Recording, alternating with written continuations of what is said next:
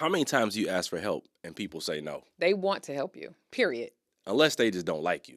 And if you're nice, they want to like you. Right. But if you come in hot, they like, oh, the person on the other end of that phone already has determined they don't like you and That's they're not going right. to want to help And you. they want to get you off the phone. Yeah, be nice in the ask. And like Ericka said, advocate for yourself because it goes a long way. Absolutely. Welcome. This is For Better and Worth, The podcast where we don't believe you have to sacrifice your relationship while you grow and build your net worth. We are your hosts. I'm Chris. And I'm Ericka Young. And we're so glad you're joining us today. All right, y'all, let's get into it. Hey, babe. Hey, honey. How you doing? I'm doing awesome. We're back at it again. So, this is actually, I enjoy this. This is fun. You like being a podcaster? I like just having conversations with you. That's what it is. You like to talk. Well, I work in a field where, I'm a professional talker. So, it's just fun. Yeah. Talk about stuff that we enjoy. Because sometimes, you don't get to talk about what you like and enjoy. And, That's true. when it comes to money and relationships, I just like talking about it. So You do, because even the people you work with ask you questions about money. And I'm like, dude, I'm going to need you to send an invoice one of these days, okay? Can we? I recently told one of my coworkers, I was like, look, man, I'm going to have to start charging you That's right. for all of this financial insight that I'm providing. Do you ever think that you missed your calling and should have gone into be a financial advisor or a planner? I think sometimes like there's alternate paths that we all could have traveled down. And I think there are probably a couple of career paths that I could have explored. What would you have explored? This is a long-winded. Say it's a yes or no, baby. Yes. Okay. What else? Yes, could I you could have have done other things. No. Financial advisor. Could you have done that? I certainly could have done that because sometimes I think people feel like financial advisors can be kind of like car salespeople, like grimy and I felt that way.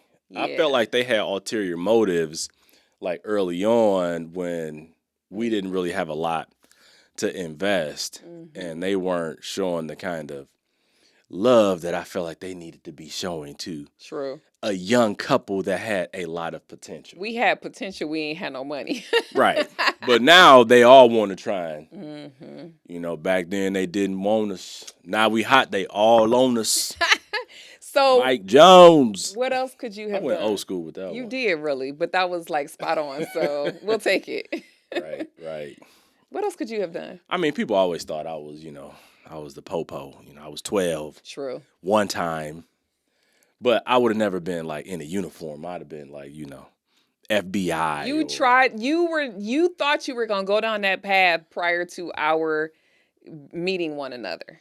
Yeah. And I don't think I could have, I don't know that was for me as a spouse of someone. I don't know that was my calling, Yeah. I think it was because I like suits and I like guns. And you put the two of those together. That's a very superficial reason for going down a career path. I'm just saying. Right. But I get it because you do like guns and you do like suits. So, but that's not enough. Right. It's not. That wasn't enough reason to become, the FBI. That's. There are days when I really think I could have been a dancer. And wait. Hold on now. You can't just be like, there are days I could have been a dancer. With all my clothes on, okay? Right. You talking about Alvin Ailey dance troupe, you could have been Misty Copeland. Well, actually, I really was thinking about like a Beyonce dance.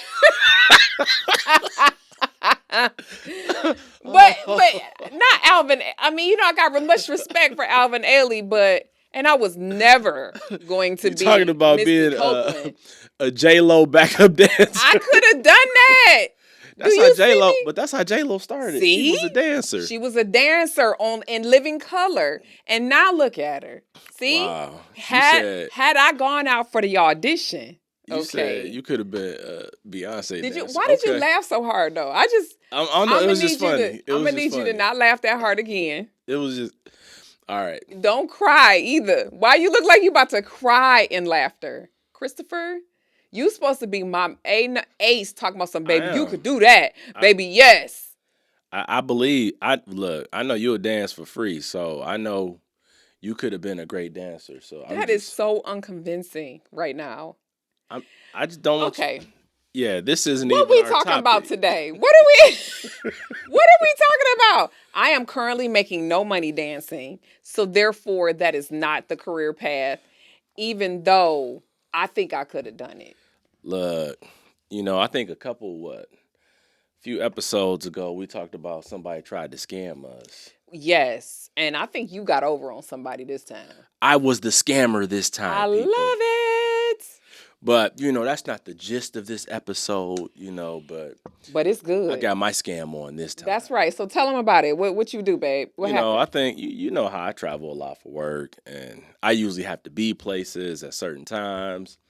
But I was on a trip recently, and as they say, I had time. And the airline asked for a volunteer, which I typically don't do. But they said, we'll give you, $400 plus the cost of your one way. I was like, let me go inquire because I've got time today. And I went up and I just inquired, and they were like, yeah, we oversold. We need a couple volunteers. And I said, look, I'm going to need your best offer because what you're offering right now, it's not quite good enough. And they were like, well, that's where it's at. I said, well, when is it going to get better?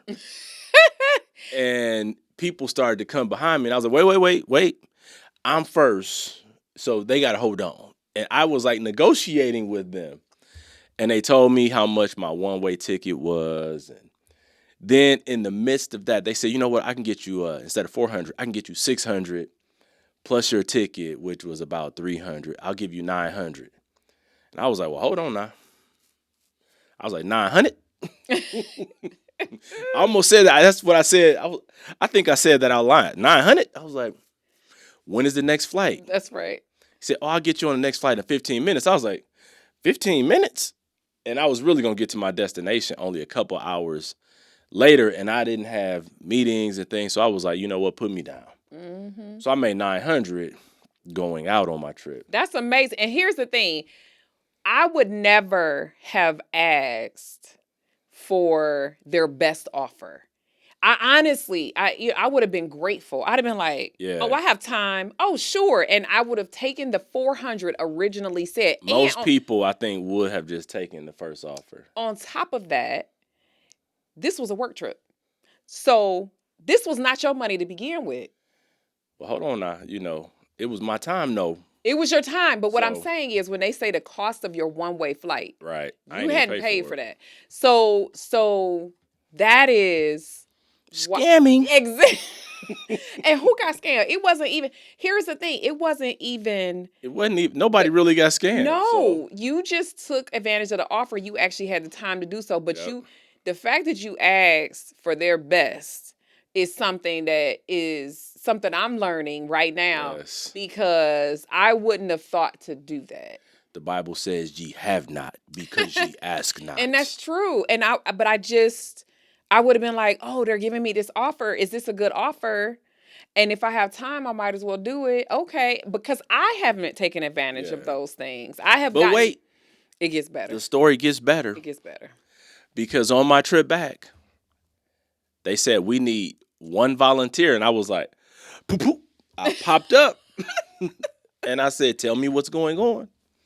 And they actually had oversold by one. And they were offering, again, $600 plus $300. And I had to wait for about 4 hours for the next direct flight. But I was like, I'm about to post up and work and knock out email and make phone calls. I was like, sign me up. Yeah. So I got another $900 on the way back. And I asked them again, I was like, is this the best you can do? Yeah. Because if they were already offering 600, I was like, okay, when is it going to 800? But they only needed one person. Yeah. And there was somebody who was in line behind me. I was like, no, I take it. But you still have to ask. And most people don't. And I was like, look, I'm trying to get the maximum value. Because now you know what's going to happen with that money? We are going on some trips of our own. Come on now, let's go. For free. Yes. And I mean, I think that a lot of the times we think it has to be hard.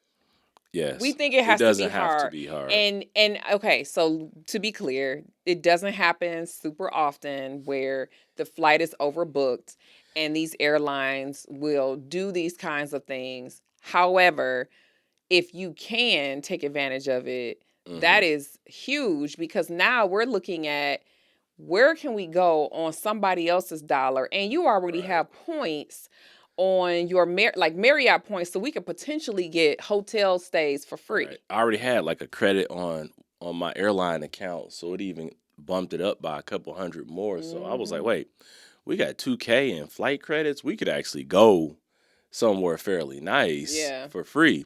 And the whole point of this is that you can find ways to win. Yeah. And though I'm not normally in a situation where I can take advantage of that, I had time those days and I could do it. There are other ways that you can take advantage of situations and create what I call budget buffers, because people, struggle with the budget, struggle with making it work. But I'm a master of renegotiating our contracts, and I will regularly call vendors or call, people that we do business with. I'm talking about, and I'm not talking about like business as for better and worse. I'm talking about business with, I pay you for internet. Right. I pay you for the cable bill, streaming services. Oh, the auto insurance. Yeah, it's like I will shop around and I will ask for those things. And here's, like, we have a home warranty. And I got an email from them and they said they were going to raise our home warranty to like $99, which I was like, oh, hold on now, this is getting out of hand. Right. So I actually called them and said, this is not going to work. We need to do something about this. Yeah. And they not only didn't raise it, they reduced what we were currently paying by about a couple of dollars. It was like $9 less than what we were paying, and they were about to raise it by like $22. So we, in essence, saved about $31, $33. And then a couple of months ago, we got notice that our insurance company, our auto insurance company, was no longer going to be servicing our area, and that's happening a lot.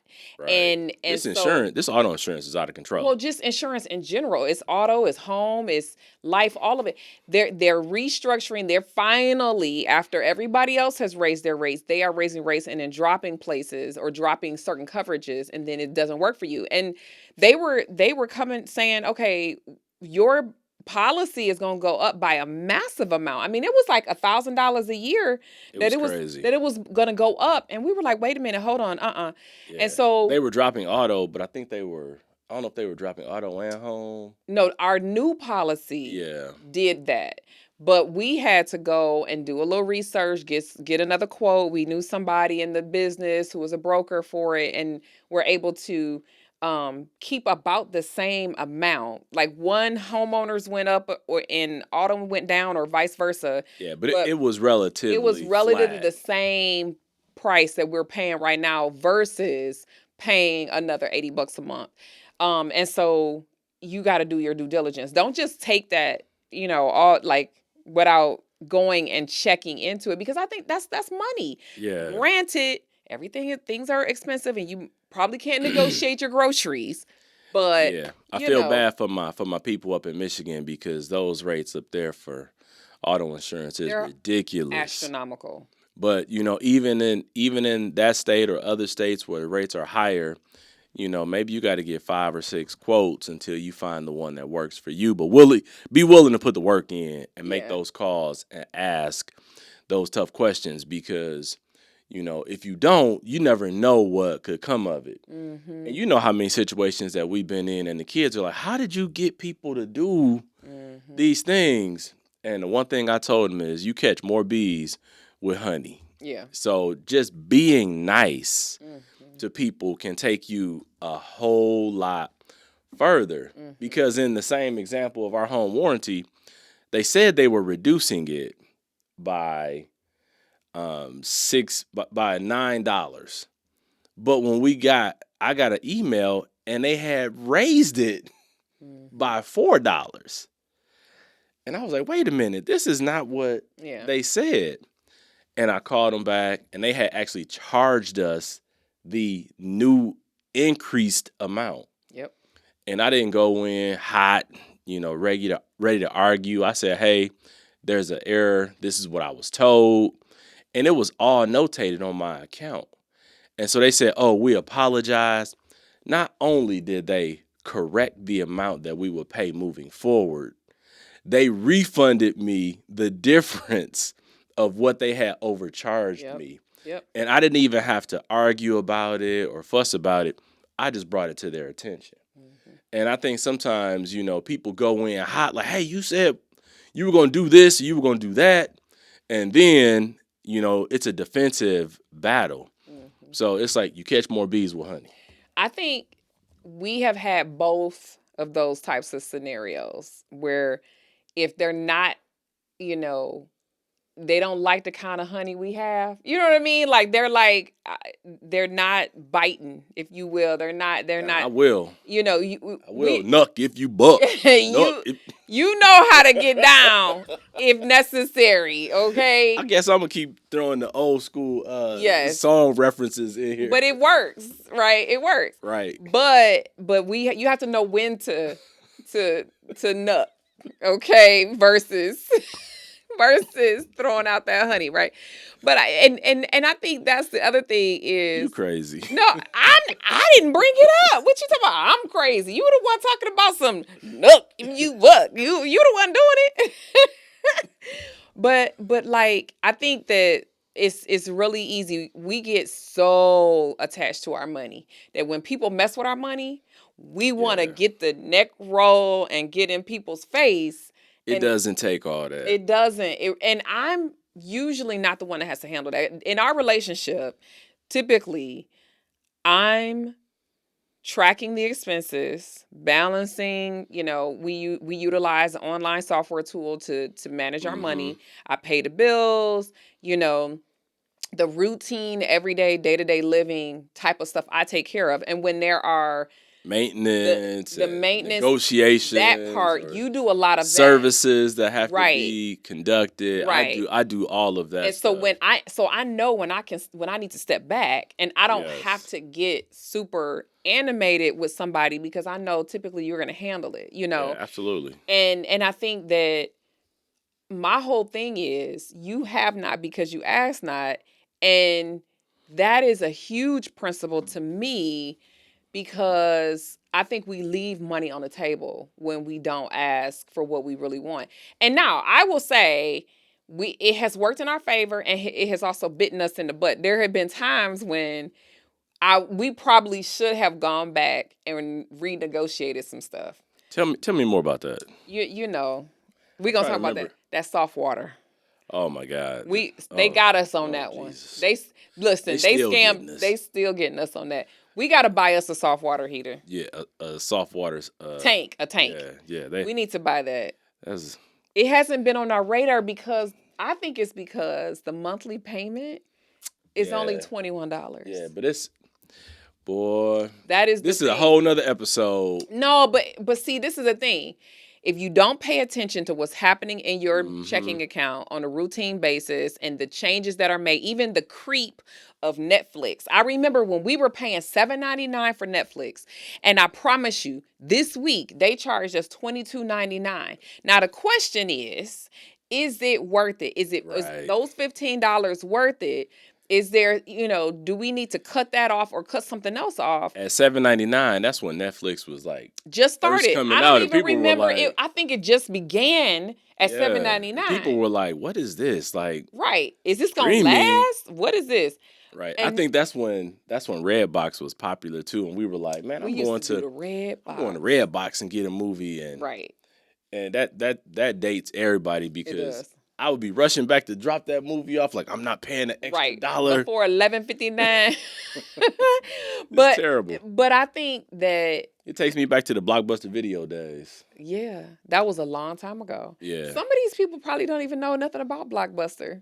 I know. Look it up. If you don't know, look it up. They don't care, honey. I promise you. Get you a vintage Blockbuster Video T-shirt. Absolutely not. Do you have one? No, I don't want to block. See, no, don't tell them to do that. They don't need to waste their money on that. But I think that when the whole point to me is don't leave money on the table. Recently, we had just a couple of years ago, we paid for a medical procedure, let's say, that my dad needed, and it was two phases. So it was like right after. It was in 2020. It was in 2020. Oh, was it 2020? It was 2020. It was so November. It was the COVID era. It was, and so he needed this procedure, but it was 2 phases. He got phase 1 done, and then he got COVID. And so phase 2 could not occur. Now, it wasn't... He was a little gun shy to go back for phase 2. Right. With COVID. And it wasn't like direly necessary or anything like that. It wasn't like major surgery. But he never got that second portion done. And yes, you're right. He was gun shy about going back to get that second portion done because he was like, did I get COVID because of where I went? And we know everybody was a little trepidatious at that time, you know, because COVID was so new and we didn't understand how it will really affect you and if it'll be deadly or what. So but it's been years now. It's been 3.5 years since that original procedure, and so basically he's been talking to my sister. My sister called them, and they were able to get refunded the portion that he did not get serviced. Yes. Which is amazing because now he can go somewhere else that he feels more comfortable with to go get the work done. So that's it. I mean, leaving, we could have been money just left on the table had they not. Exactly. And I think we were in the car talking, and one of us was like, they need to call and see if they can get a refund. Oh, yeah. And we have been having this conversation for a little while now. And so, but thankfully they honored it. Thankfully this wasn't like a big deal. But I think there's a lot of places in our life where we potentially might not ask for something that is ours. You know what I mean? Like, don't let your money go out. Entitled to. Yeah, don't let your money get out your hand without going and making sure, is this where I want to be? Is this how much they're supposed to be charging me? Our cell phone bills, you know what I mean? When we need a new plan, we go and talk to these people. Help me understand, because a lot of times, some of these things, we don't need some of these services. We don't need that, you know? And so being an informed consumer is a big deal. Yeah, absolutely. And if you don't ask those questions, then you'll never know what possibilities are on the other side. Because if he had just made an assumption that, oh, that was 3.5 years ago, they're not going to refund me, you know, that window was closed, he would have never got the money back. But it's like, no, call and ask, because they didn't perform the certain. Now, they may have made a little bit of interest off the money, but still, now he can get that refund. And so I think the thing about what I would want people to take from this is, if your budget is tight and you're in the process of getting out of debt, you're building on your relationship, having money conversations, getting on the same page, then this is a perfect opportunity and perfect time for you guys to engage and call your vendors and say, hey, what plan am I on currently? Is there a better option, a more economical option? I've been looking at your competitor, and they have a better rate, and you'll be surprised how quickly they will send you to the retention department.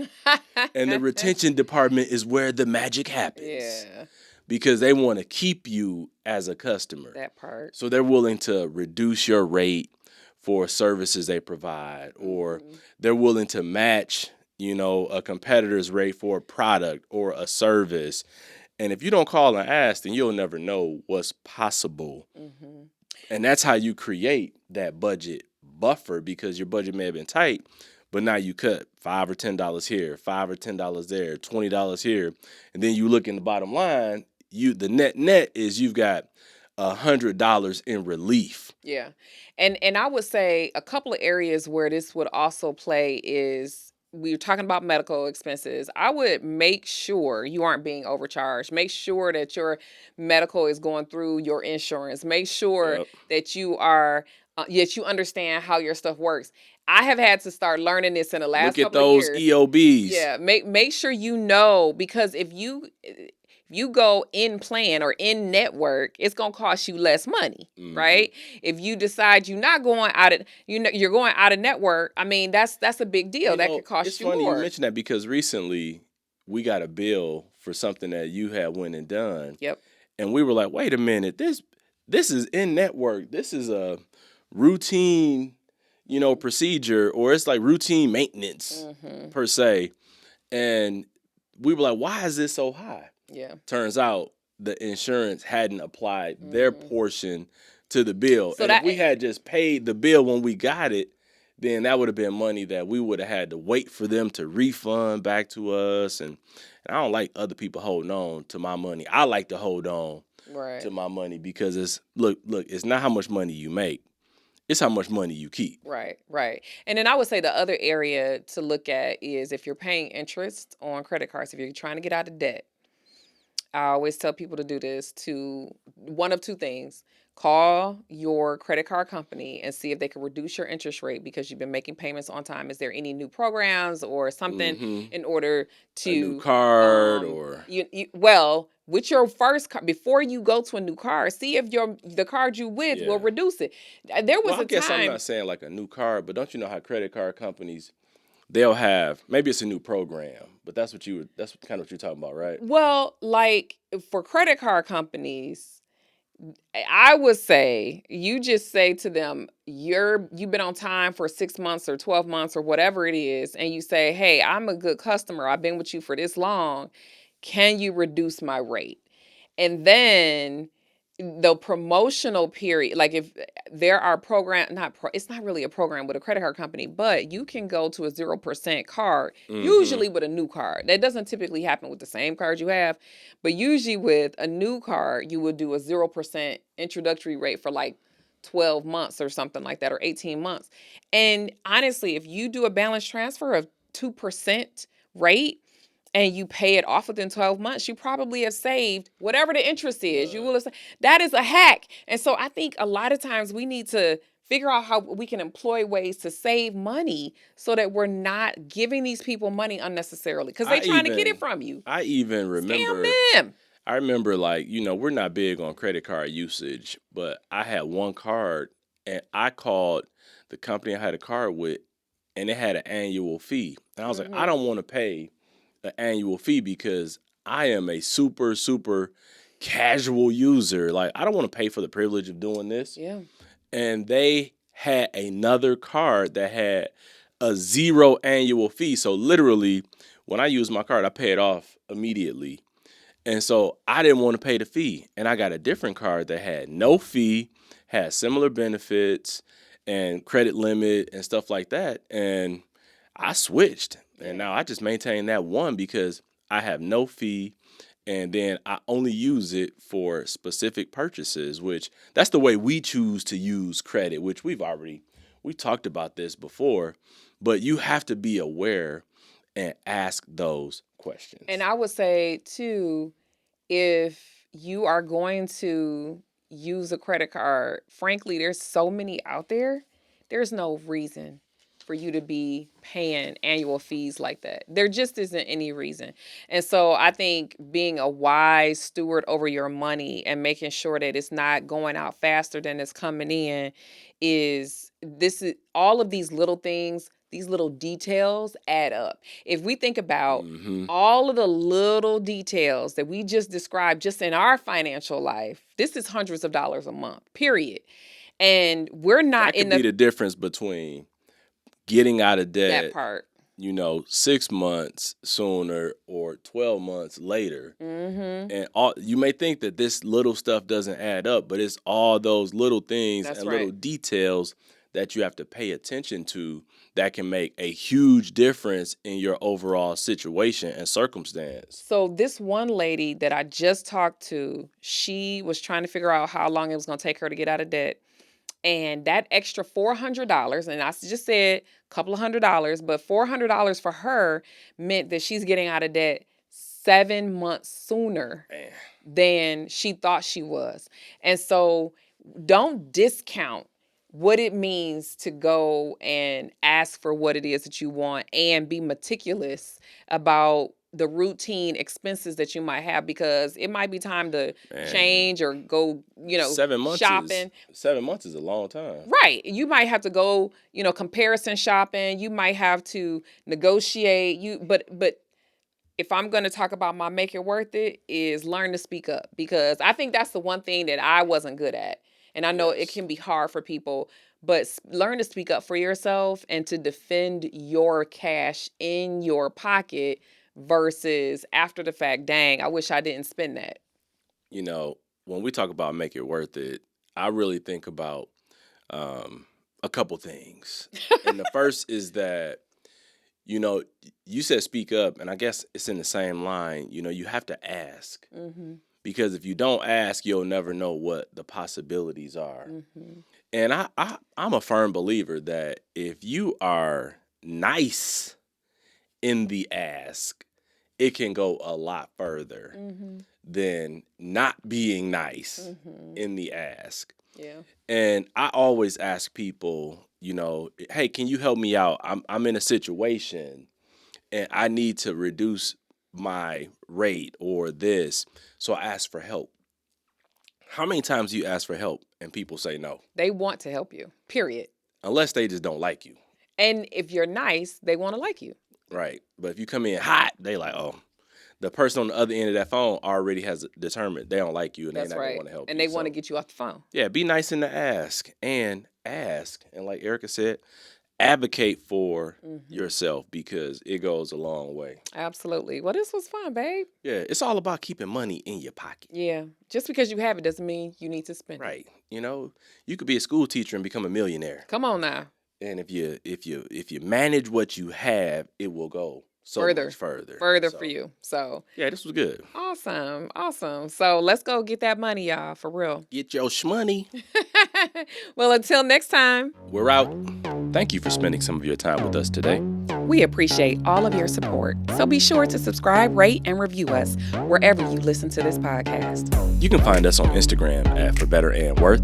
And sign up to receive our free guide, The 7 Reasons Your Money Relationship Isn't Working with Your Partner, on ForBetterandWorth.com. Until next time, we're out of here.